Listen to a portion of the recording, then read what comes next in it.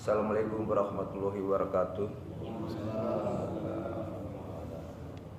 Alhamdulillahirrahmanirrahim. Subhanallah walhamdulillah wa la ilaha illallah wallahu akbar.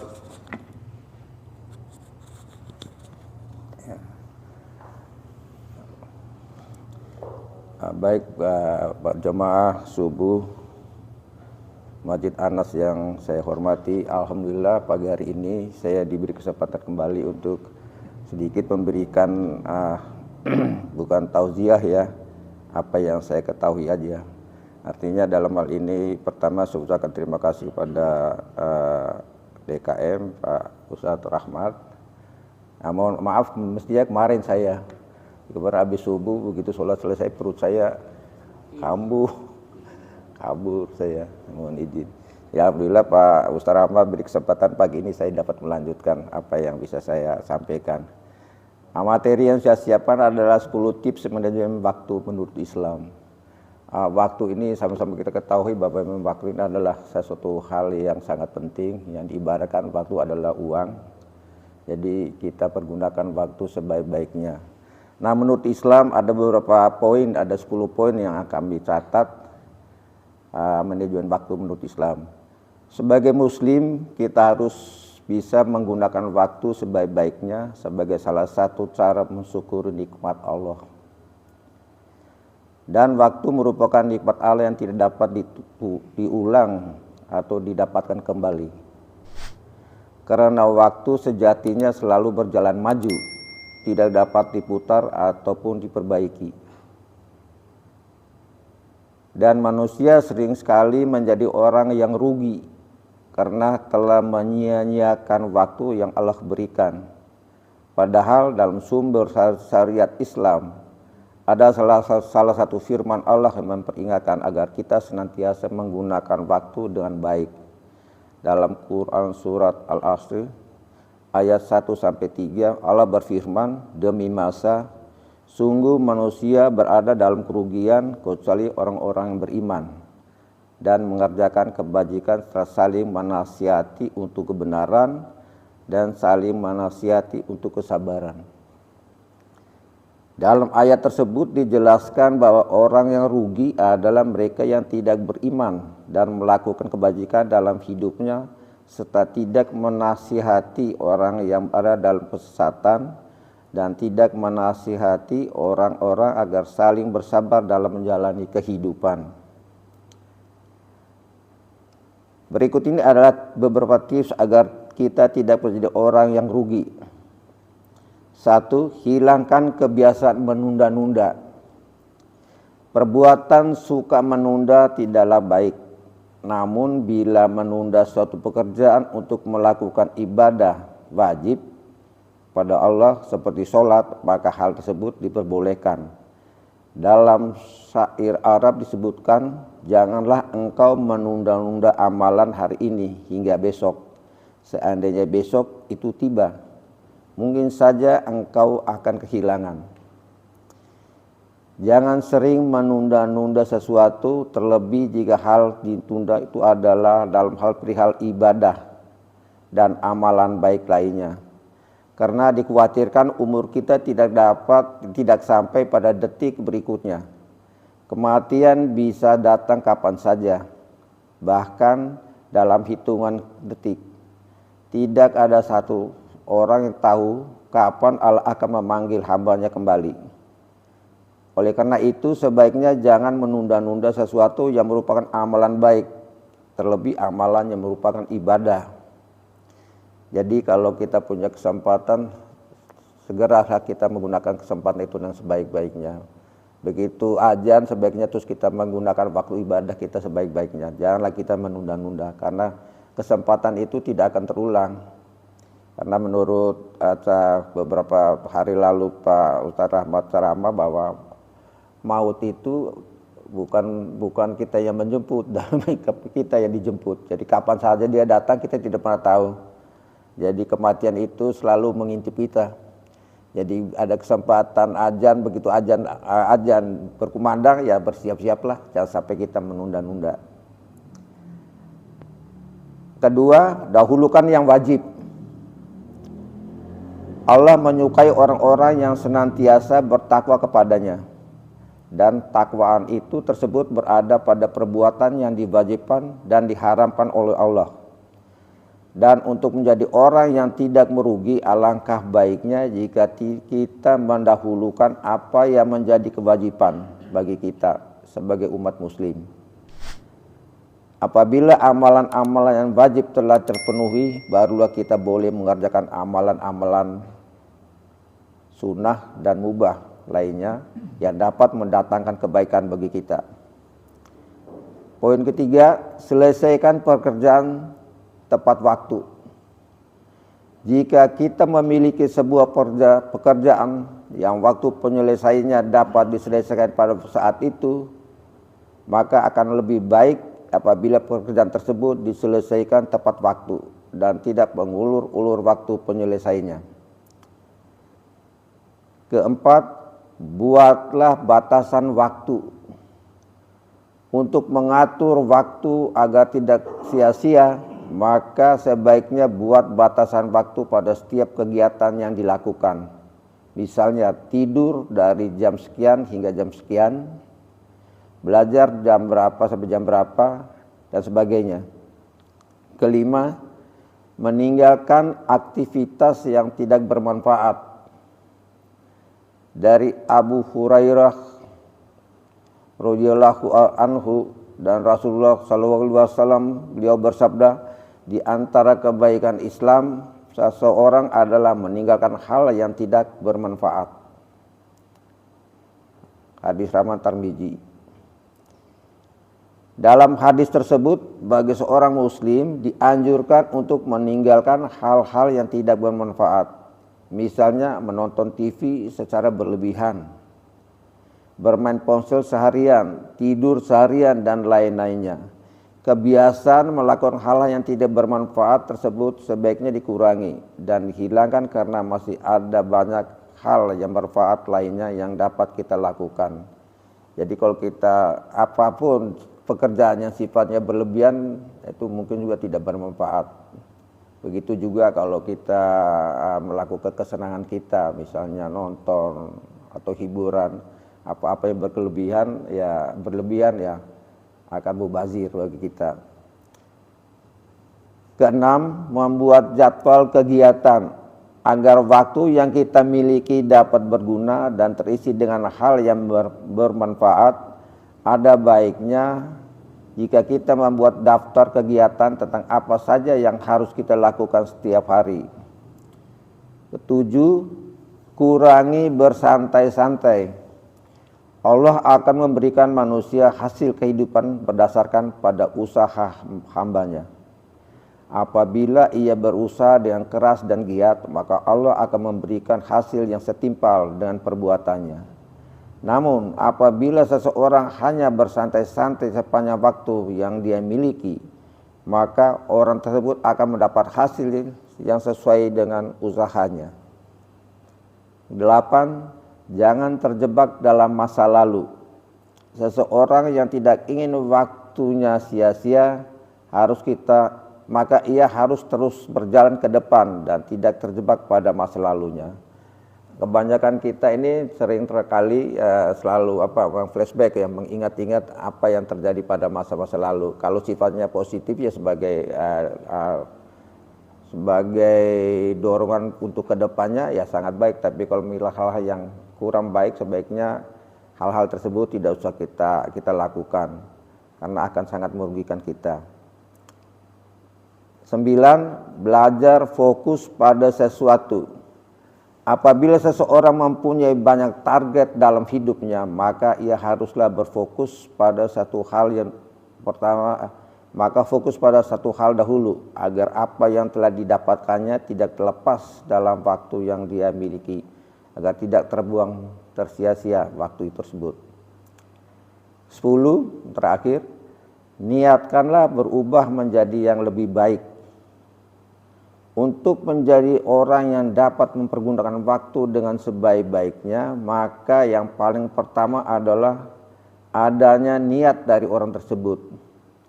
Apabila tidak ada niat dan keinginan untuk berubah, maka bagaimana bisa orang tersebut mengatur waktunya dan menjalankannya dengan baik. Jadi sebagai muslim yang baik, kita haruslah senantiasa mempergunakan waktu dengan sebaik-baiknya agar kelak kita tidak menjadi orang yang rugi. Karena sesungguhnya orang yang merugi dapat kehilangan kesempatan untuk menempati surga milik Allah Subhanahu wa taala.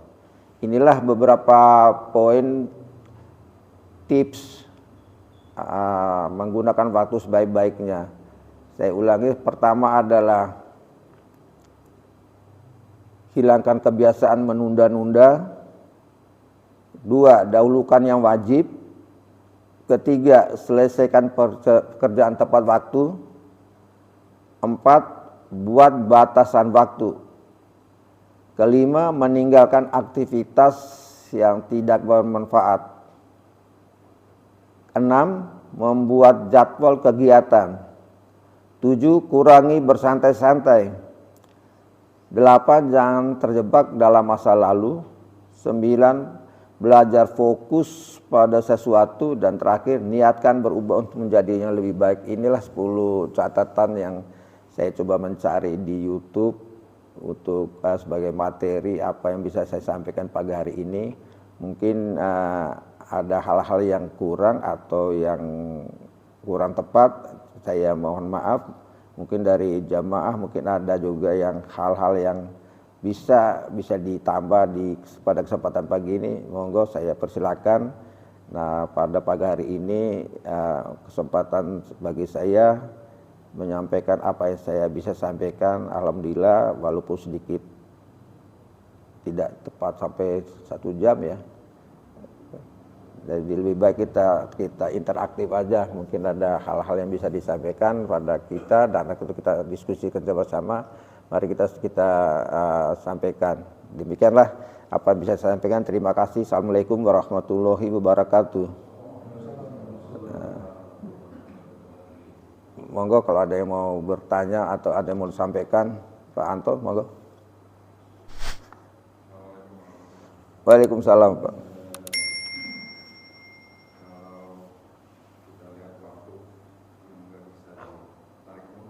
Iya.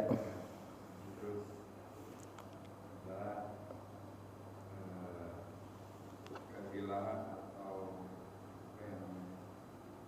kerugian kita menyanyiakan waktu itu tahunya di belakangan. Betul. Tadi ada 10 itu kalau bisa kita langsung untuk baik sekali. Saya mau kita diskusi itu. Kalau udah masa pensiun ya, waktu kan katanya banyak. Iya, betul. Itu kira-kira apa yang bisa kita lakukan supaya itu tadi memanage waktu supaya sia-sia,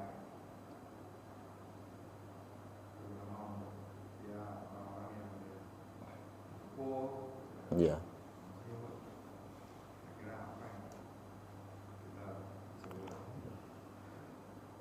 Baik Pak Anto, terima kasih.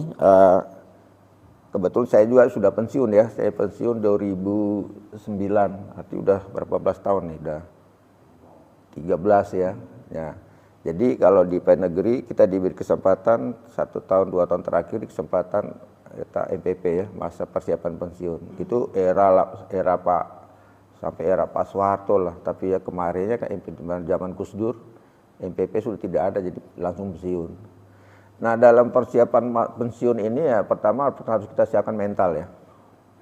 Yang tadinya kita aktif melakukan satu pekerjaan secara rutin. Kedua, kita merasa bahwa kita dibutuhkan. Ini yang paling berat, Pak.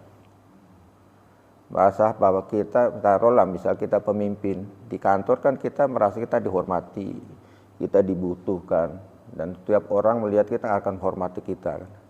Nah, ini poin ini benar sudah kalau kita berpengaruh pada diri kita bahwa kalau apa yang saya miliki, apa yang saya dapat itulah milik Allah.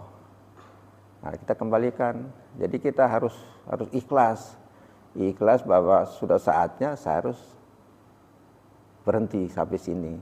apa yang saya pekerjaan, saya pensiun masa kerja saya hampir 32 tahun. Jadi sepanjang karir saya sepanjang 32 tahun itu ya plus minusnya pasti ada ya. Tapi kembali bahwa dalam persiapan diri dengan usia, karena usia dini, usia pada saya pensiun pada saat itu masih 56. Setelah saya pensiun 2009, 2011 pada 2012 baru usia pensiun itu 58. Jadi situ ada jadi yang poin paling pertama bahwa saya harus kembali kepada jadi masyarakat biasa. Saya harus bisa menjaga kondisi diri saya sendiri. Saya harus menciptakan apa yang saya inginkan. Saya tidak mengharapkan lagi orang menghormat saya, tapi saya harus kembali bahwa saya sekarang bukan jadi pelayan atau melayani, tapi saya sekarang menjadi masyarakat biasa. Jadi memang pekerjaan itu memang agak berat Pak Anto. Memang kita merasa kita selalu dihormati. Ya itulah kalau kita di kantor selalu duduk lihatnya ke atas, itu beban Pak. Tapi kalau kita selalu kalau selalu kita mau berinteraksi sama bawahan kita, sama security, sama ya semua sama. Jadi alhamdulillah saya di kantor sampai pun saya datang satpam sih, ya maaf saya dipanggil John ya. Itu satpam sih hormat ya, karena saya tidak merasa bahwa saya bukan apa-apa, jadi saya tetap melakukan apa yang saya bisa lakukan. Jadi di Islam ini kita diajarkan untuk saling menghargai.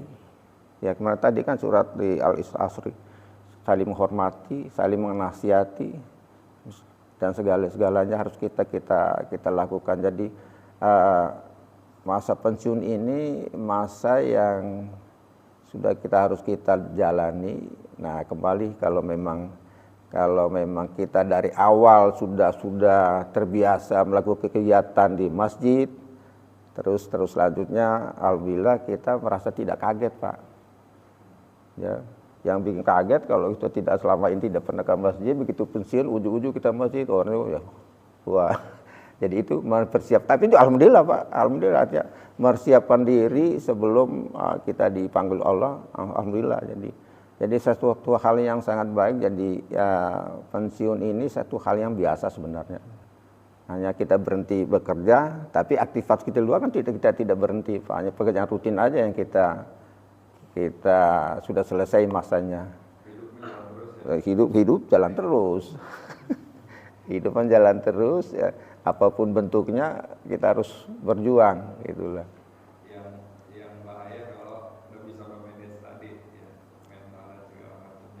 Oh ya benar mantap. Yang beratnya kalau kita tidak bisa mengatur, iya. Iya.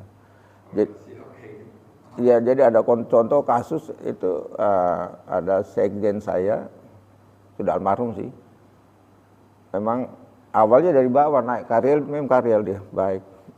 Tapi dulu sampai level kalau di level di karir di pegawai negeri level apa yang paling tinggi kan eselon 1 itu paling tinggi. Jabatan tertinggi itu untuk karir di pegawai negeri. Kalau menteri kan jabatan politis kan. Tapi kalau sekjen, dirjen itu eselon 1 jabatan yang tertinggi. Nah dia merasa dia sudah begitu tinggi, lupa Pak, lupa. Jadi yang tadi dia biasa bergaul, jadi dia tutup jaga jarak. Nah begitu pensiun, satpam pun tidak menegur. Itu depan mata saya Pak. Satpam tidak tegur. Itu dia tertekan tuh. Nggak sampai 6 bulan stroke. 6 bulan stroke, setahun, nggak sampai setahun lah.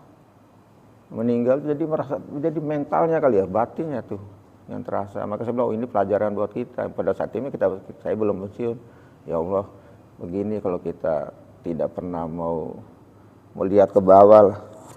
Apa-apa kita selalu keberpentingan. Jadi kita merasa dibutuhkan, itu yang berat Pak Anto. Jadi kalau kita merasa dibutuhkan tuh kita tidak pernah interaksi dengan teman-teman yang di bawah atau bawahan kita. Kita merasa kita orang yang paling dibutuhkan orang gitu lah, itu yang sangat berat. Ya alhamdulillah kalau nanti teman-teman kita nanti masa-masa usia pensiun itu Pak Ale juga pensiun juga santai-santai aja kan. Tidak ada beban gitu loh Pak Anto. Ya insya Allah nanti Pak Anto lagi sekian tahun lagi pensiun, ya biasa aja kita gini. aktivitas kita di masjid jalan. Udah dilatih Oh, dibiasakan. iya, Pak, udah setting sebelumnya, jadi alhamdulillah. Monggo, ada yang lain?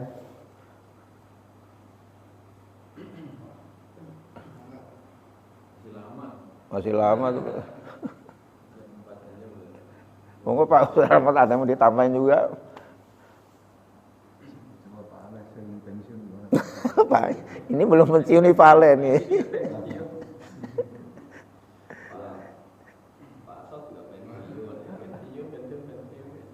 Iya.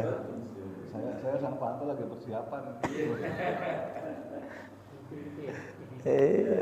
Oh Pak, lu udah pensiun juga. Jadi kan banyak waktu tuh Pak, gitu. Kelihatan tuh ngapain nih kan gitu. Oh iya Pak, benar. 10 item tadi punya target tepat waktu. Apaan yang mau dikerjain kan? Kayak gitu-gitu Pak. Ya kita bikin sendiri kayak mungkin diarahkannya dulu pas lagi kerja kurang berinteraksi dengan Quran gitu. Oh iya betul. Begitu pensiun nanti waktunya nih tadi punya target selesaikan tepat waktu apa hafalan mungkin ditambah masa kita mau pulang gini-gini aja hafalan mereka nambah ada sekalian arti gitu. Nah terus tadi apa namanya ada juga yang apa mas yang poin ke-8 tadi apa? Gimana? Ya, poin ke-8 tadi kan ada ya. Kurangi bersantai-santai gitu. Itu kan santai-santai. Iya. Gimana lagi kerjaan kagak ada gitu. Iya. Nah, makanya banyak beberapa pensiunan yang saya angkat topi buat mereka malah produktif ketika dia sudah Pensiun. menjabat lagi. Karena itu tadi Pak memanfaatkan yang apa nih yang saya harus buat yang akhirnya cakupannya masyarakat luas.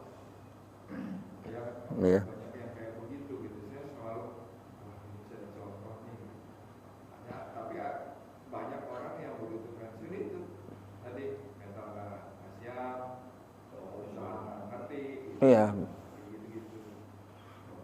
All syndrome. Apalagi dia pejabat yang tadinya tinggal 7, ya kan? Nah, makanya bagi orang-orang pejabat-pejabat tinggi yang masih seperti Pak Anies tadi masih mau berinteraksi dengan masyarakat di bawahnya, namanya itu dia memang begitu nggak jabat lagi ya sudah nggak ada beban gitu. Jadi ya memang ada orang-orang yang begitu pensiun malah jadi produktif, Pak, itu yang saya Iya. ya bikin segala macam, mau bikin usaha apa, dia punya target. Wah dari agama nih, dari nggak ngerti, belajar lagi, ada yang sampai sekolah lagi, luar biasa. Iya.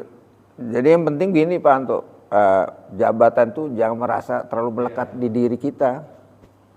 Jadi jabatan tuh kan satu hal yang Allah berikan, dan kapanpun Allah bisa cabut, ya kan?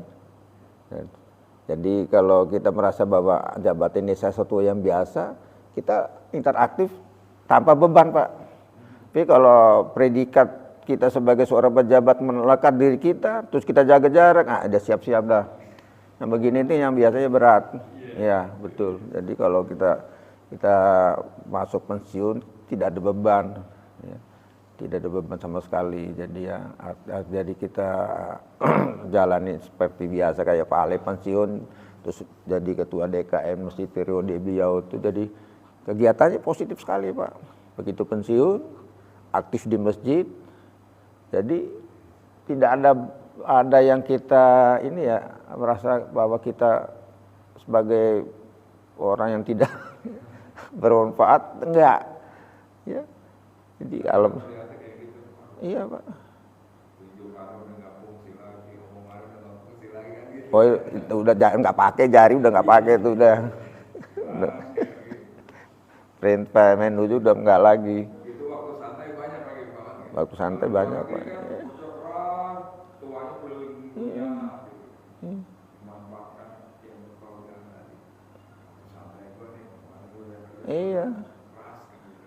Kalau jabatan sudah tidak terlalu melekat di kita, jadi ya apapun jabatannya kita nggak peduli. Contohnya saya jadi RW santai-santai aja. RT saya meninggal, saya jadi RT, ayo.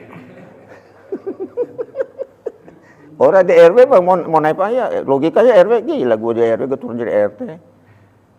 Ya kita santai aja terima jabatan ini. Iya. Karena dulu saya RW, beliau sekretaris. Karena beliau RW, saya RT. Jadi itu dinamika satu hal yang biasa. Bagaimana kita menerima dan kita jalani. Itulah. Jadi kita begitu saya di RT, saya posisikan diri saya sebagai RT. Beliau RW saya. Jadi tidak ada beban, Pak. Nah, tidak ada beban. Saya sama beliau tidak ada beban. Santai-santai aja. Yang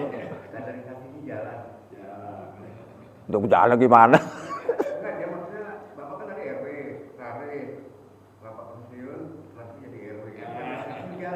Oh iya kan, iya. Begini muter. Iya. Ya gitulah Pak. Saya. Ya. Iya. Beliau ini pertama mau jadi sekretaris kan diminta sama Pak Didi itu, Pak Luli ini. Waduh, udah lah Pak Luli sama-sama lah kita jalani. Saya jadi RT kan saya baru tinggal belum lama ya Pak. Saya di sini berapa bulan kok. Setahun lebih itu jadi RW itu. Pemilihan ya udah sama Pak siapa yang belakang RT 6 Pak Saiful ya Pak. Ya itu. Jadi pensiun ini ya bukan beban Pak Anto, kita jalanin aja lah. Pak Anto masih berapa tahun lagi tuh? Masih lama kali ya? Masih muda Pak Ram. Iya. Bapak udah pensiun Pak? Alhamdulillah. Di mana dinas Pak? Di Hankam. Aduh, di Hankam tuh. Mayor Jenderal Pak. Ya? Mayor Jenderal. Ngajin, alhamdulillah.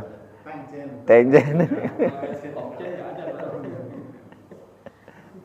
Pak Sofyan Komjen. Mau Bapak mungkin Bapak bisa tambahkan? Ya, Assalamualaikum warahmatullahi wabarakatuh. Waalaikumsalam warahmatullahi. Kegiatan setelah pensiun itu yang penting kegiatan kita produktif. Apapun hasilnya yang penting produktif. Ya, siap. Produktif itu bisa menghasilkan uang, juga bisa menghasilkan barang ataupun menghasilkan yang lain yang sifatnya positif. Monggo. Iya, benar-benar Pak, benar. Tipsnya bagus jadi dia. Ya. Ada yang begitu pensiun malah tambah produktif. Iya. Ide-idenya ini pengen gini. Iya.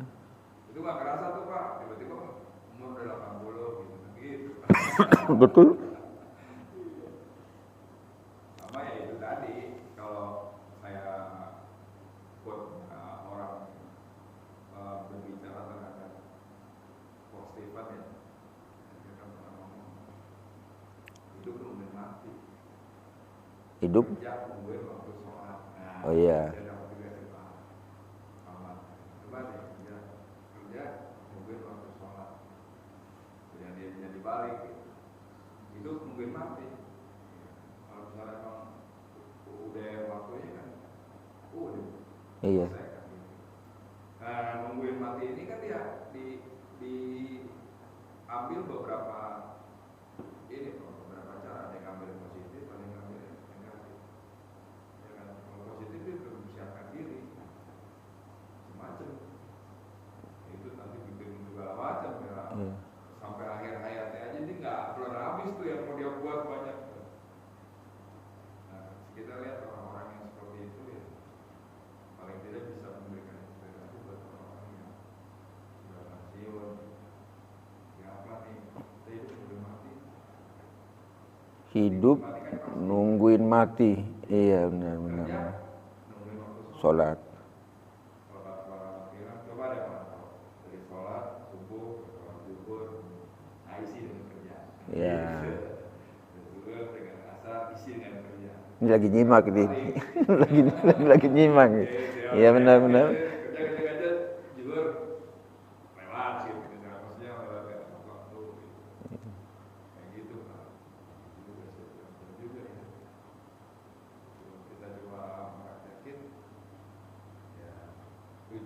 jadi ya Allah dulu gitu. Iya. Nungguin waktu sholat. Karena saya pernah dengar Pak orang yang nungguin waktu sholat, nih pasar nih. Jadi sebelum masuk udah ada di sini, itu ada pahala sendiri Pak. Ya Pak, kalau ya gini. Jadi ada satu orang khusus yang nilainya khusus adalah orang-orang yang nungguin sholat. Luar biasa. Tiba-tiba nih lagi menjabat, maaf, lagi asal. Diberangkat dulu. Sampai asal selesai dia kembali.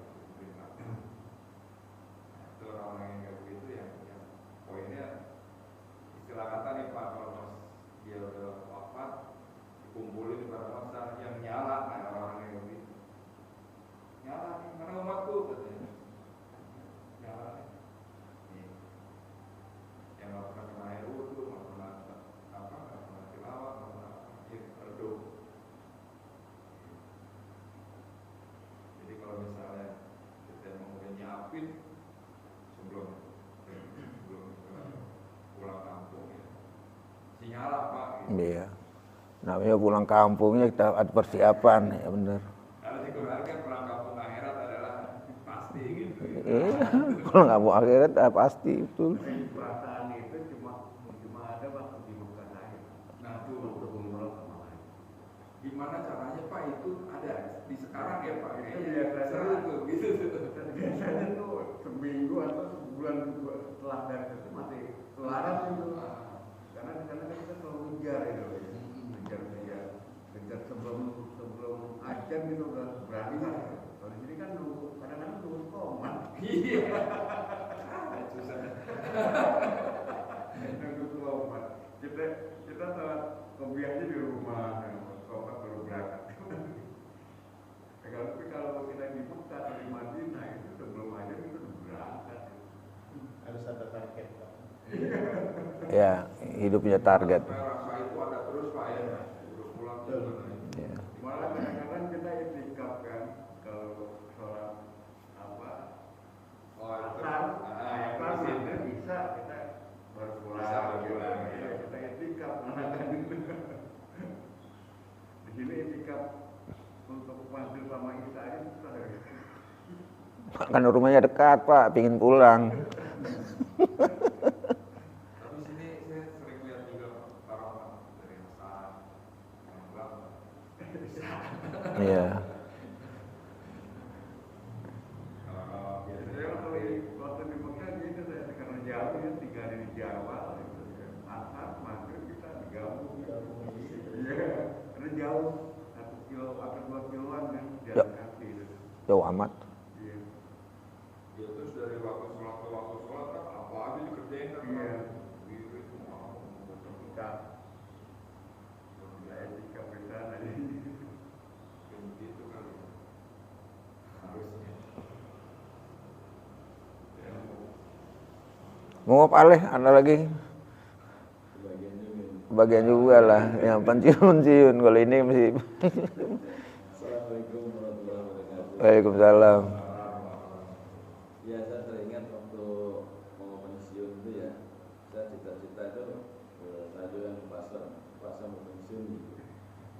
Kita benar-benar lah ngurusin masjid gitu kan. Ternyata Allah beda. Ya, karena saya begitu, Allah ganti. Sebenarnya saya suruh ngurusin keluarga. Jadi saya didatangin salah satu nasihat, Pak Aleh udah berapa tahun jadi tua ya, gitu kan? Udah 8 lebih Pak, gantian boleh nggak gantian? Silakan saya ganti. Jadi ternyata malah begitu saya pensiun saya harus diganti. Oh, Gitu kan? Niatnya mau ngurusin berubah kan? Nah, tapi begitu kata Allah gitu kan, bahwa mungkin sudah lama gitu ya, lama dan berharap regenerasi juga.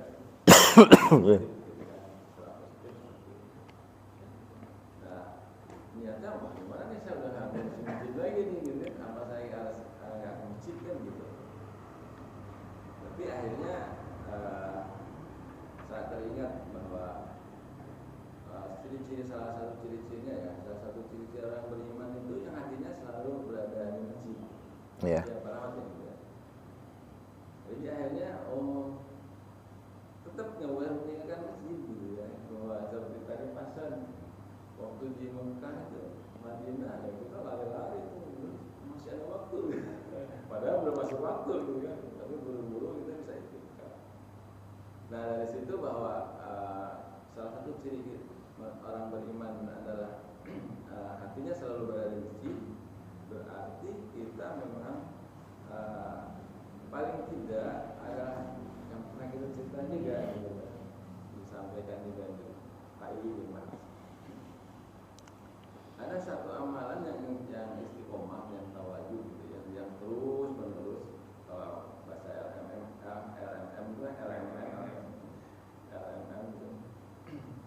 itu tidak pernah berhenti dan tidak pernah tersela gitu. Kalau ibarat kita antri karcis gitu kan, antrian panjang, kita nggak pernah putus, nggak pernah wah saya tunggu dulu ya, gantiin dulu bantu.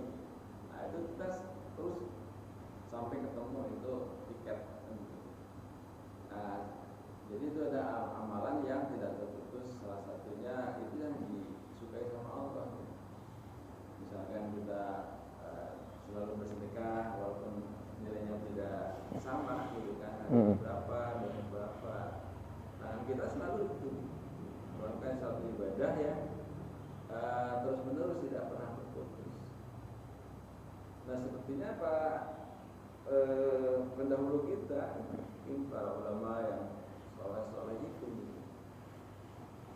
itu beliau punya amalan yang seperti itu gitu. Seperti tadi misalkan Pak Anto bilang ada salah satu jamaah kita di sini, ini sampai hari ini setiap mau azan dia udah dari sini. Saya sempat gitu sekali-sekali Allah panggil saya sebelum azan sudah sampai sini, dia udah ada gitu. Luar biasa gitu. Dia udah ada. Nah mungkin apa yang disampaikan dalam surat Al-Asr itu ya, bahwa demi masa kita bersumpah gitu kan, demi masa. Di dalamnya itu ada peristiwa besar gitu kan, yang sesungguhnya peristiwa besar itu tadi ya kejadian-kejadian yang terus berganti. Tapi sesungguhnya ada siang, ada malam, itu pergantian itu sesungguhnya hanya waktu itu hanya dihitung seperti itu. Jadi Allah juga sampaikan bahwa manusia itu sesungguhnya dalam keadaan yang sangat merugi gitu. Ya kan luar biasa gitu.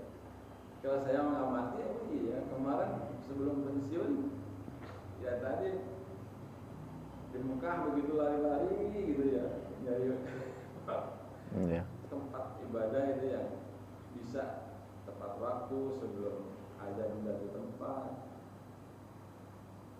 Di sini bikin komat depannya udah sampai. Jadi membuat satu pekerjaan yang istiqomah gitu ya, seperti di Mekah dulu waktu kita meninggalkan aktivitas di tanah air, itu perlu perjuangan gitu. Dan proses itu sebenarnya yang dihargai, yang dilihat sama Allah itu adalah proses itu, proses bagaimana mendekatkan diri kita gitu kan, ke dalam panggilan Allah itu. Kita memandang bahwa saya udah kesana duluan gitu, tapi jangan sampai belum komat santai aja, akhirnya kita nggak dapat nilai terbaik gitu kan. Betul. Begitu sampai kita sini baris depan dan baris kedua ada penuh kan gitu. Kita dapat. Nah itu barangkali yang saya merasakan bahwa konsentrasi penuh yang pemeran tadi fokus ya, Fokus. harus fokus itu akan menjadikan modal barangkali dalam diri kita untuk selalu bisa tadi istiqomah tadi,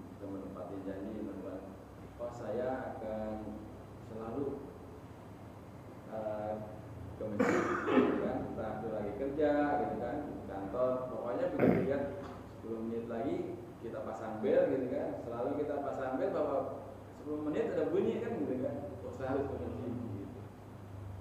Ada salah satu teman saya di waktu itu saya masih aktif juga di jalan tol, itu gitu Pak, belum azan lagi rapat tuh.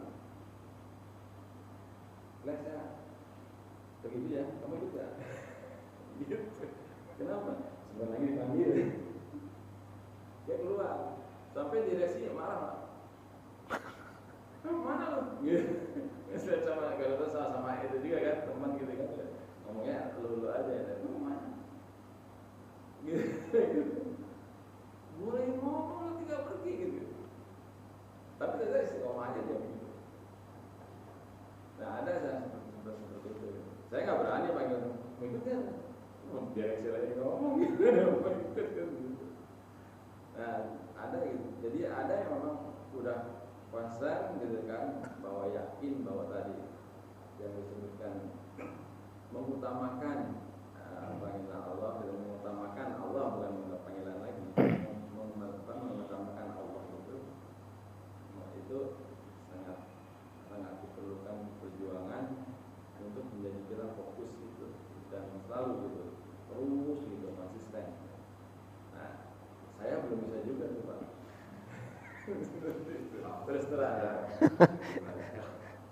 Tapi saya berusaha gitu kan, saya berusaha alhamdulillah Pak Ahmad teman juga yang ajakan Pak Ahmad aja saya masih belum konsisten gitu kan, bahwa saya selalu setor ayat nih, setor ayat. Setelah Ramadan saya nggak setor lagi kayak gitu. Tapi saya kalau ketemu saya bilang Pak saya mau setor ya gitu. Tapi kan setor. Nah, itu. Jadi memang betul kata Pak Anies tadi, kita harus fokus dan konsisten, itu yang perlu perjuangan. Jadi Pak Ale waktu menjabat Ketua DKM masih aktif? Aktif.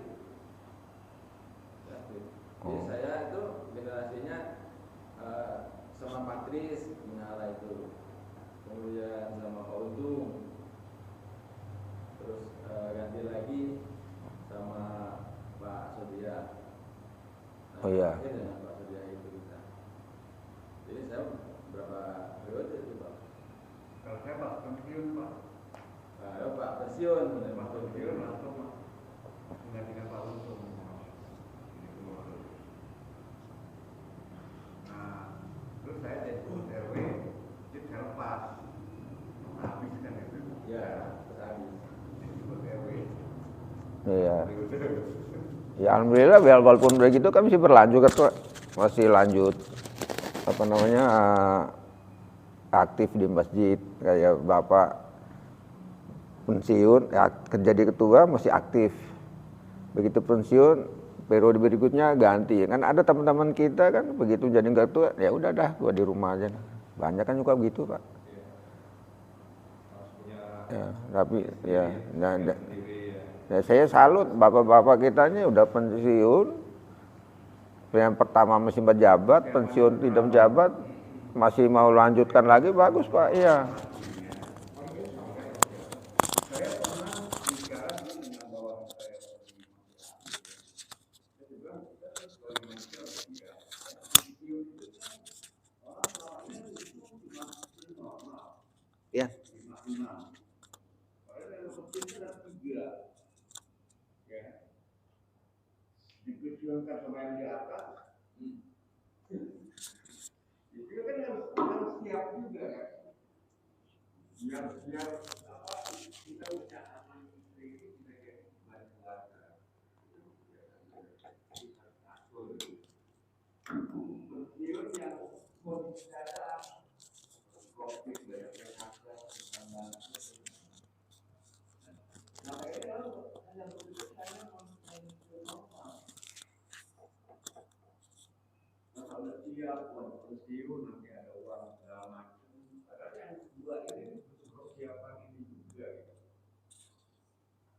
Apalagi yang kalau dipensiunkan sama yang di atas, untuk kita ini kan, nah keluarga ini kan harus tetap berjalan anak istri. kalau saya perlihatkan dengan itu jangan sampai jadi beban keluarga gitu. Kalau dulu kan ada asuransi ya. Saya kerja di swasta ya saya berhadapan dengan asuransi. Makanya tahun 2001 umur saya lagi baru 21 tahun. Nah ini yang saya katakan undang-undang menguntungkan Pak. Umur 41 tahun saya cuma nyewa 15 juta bisa uang karena yang ini cuma pergi haji. Dan tinggal keluarga hanya 20 juta plus asuransi. Saya berangkat haji kan. Sekarang saya menikmati. Oh ya, untung dulu aku masih belum bisa berangkat haji. Kalau sekarang waktu belum pensiun, padahal dulu kita benar-benar habis pensiun mau pergi haji lah. Nanti pensiun baru pergi haji gitu. Ya cuma di hati ini karena takutnya saya tuh ada sayang harta. Karena kan kalau pensiun tidak ada uang masuk lagi kan. Sedangkan uang keluar itu besar gitu. Ya. Saya berangkat, sekarang saya merasa nikmat juga dulu pergi haji dulu. Bulan itu 40-an. Sekarang juga aja. Kalau masalah harga apa biaya ini, aturan jasa saya kan lebih murah dengan 40. Contohnya gini, saya bandingkan. Saya tahun 2001 berangkat haji dengan biaya 21,5 juta. Tahun 2001 harga pinjam 40 Pak itu. 40 juta. Sekarang 40 harga pinjam berapa? 100. Murah ya nggak masalah, yang penting niat dari kitanya mau nggak kita mempersiapkan. Nah, kita makanya suami istri, suami sudah 70-an, istrinya masih 58. Bulan mau berangkat, istri berangkat, nanti saya berangkat, suami karena di atas. Aku berangkat suami. Ya, orang-orang kadang-kadang sebenarnya enak dulu. Ada batasan. Konper berangkat. Tahun 2005 juga gitu. Awal tahun stop, akhir tahun berangkat. Iya. Cuma buka tabungan, tahun depan udah dapat. Coba nyari apa yayasan. Sekarang umurnya 20 tahun ya. Iya. Luar biasa ya. Jadi emang jelek menunda-nunda itu. Jangan ditunda ya. Jangan ditunda-tunda lah. Ya, sudah. Kalau udah punya niat baik, langsung aja kerjain. Iya.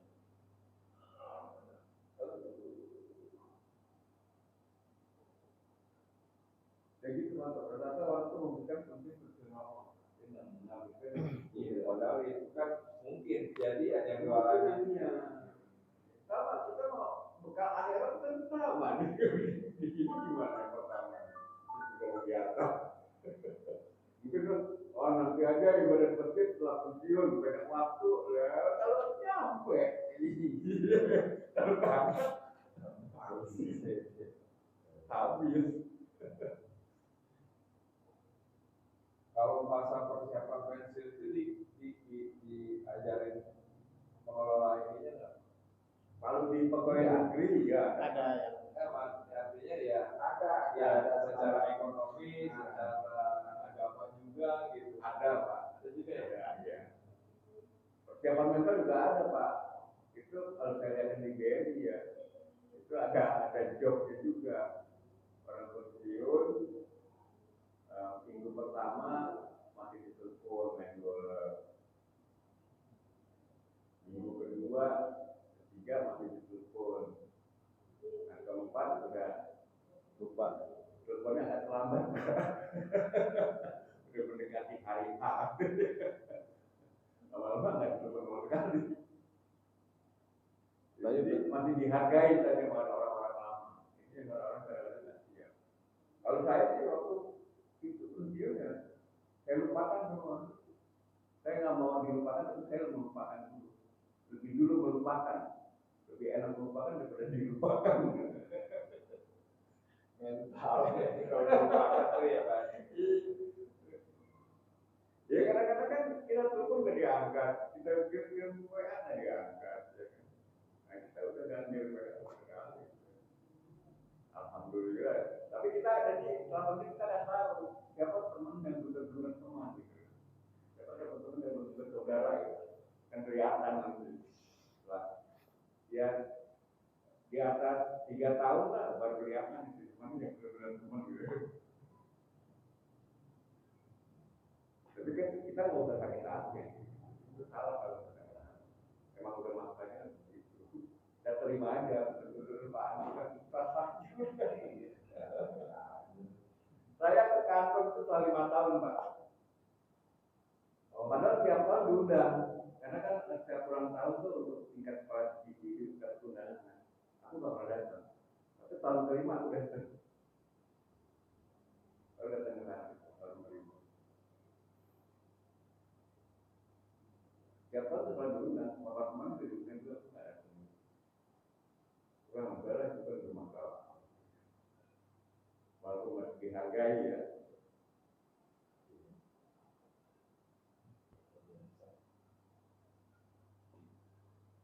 Jadi betul Pak Anies bilang tadi Pak, dia bilang kita harus kreatif Pak, harus kreatif. Jadi pikiran kita nggak pernah stuck.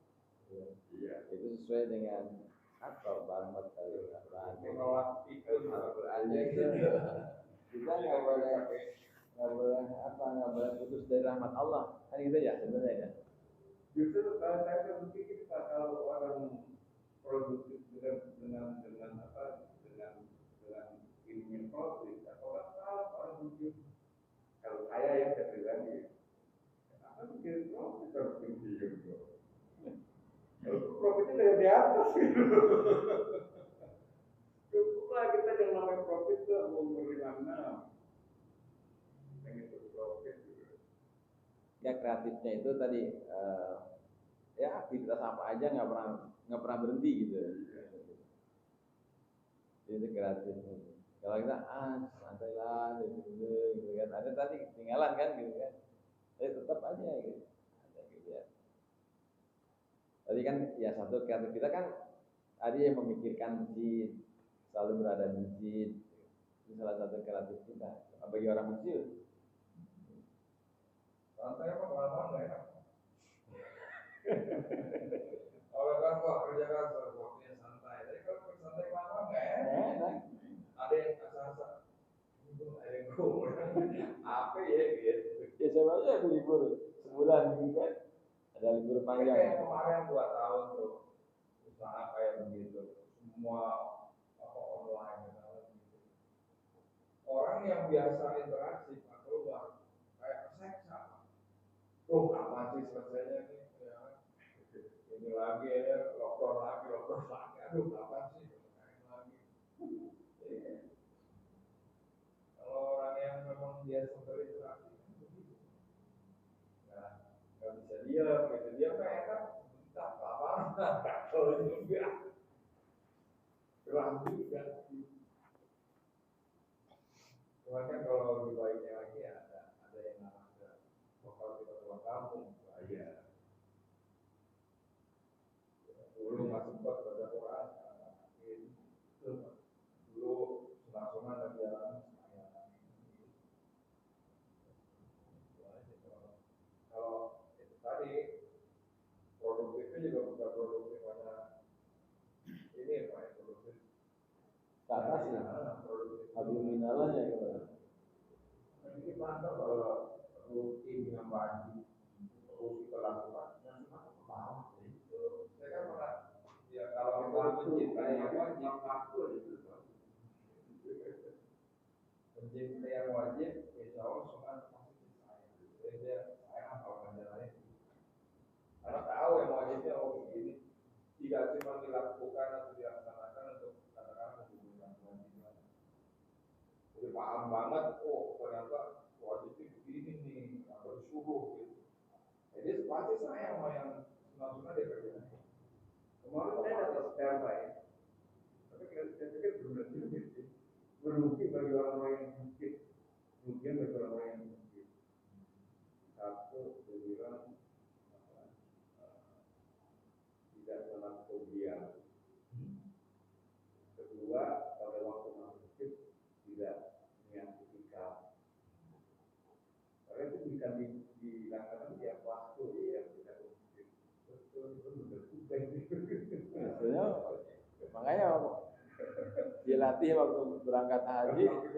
Tiap waktu kan mungkin harus beliau dan niat itikaf gitu loh.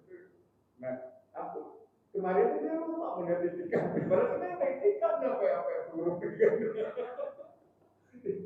Jadi belum ada orang yang buruk gitu.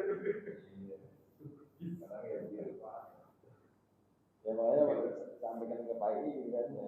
Ini lanjut lagi. Kemarin dapat ini, kita tidak mana itu niat itikaf.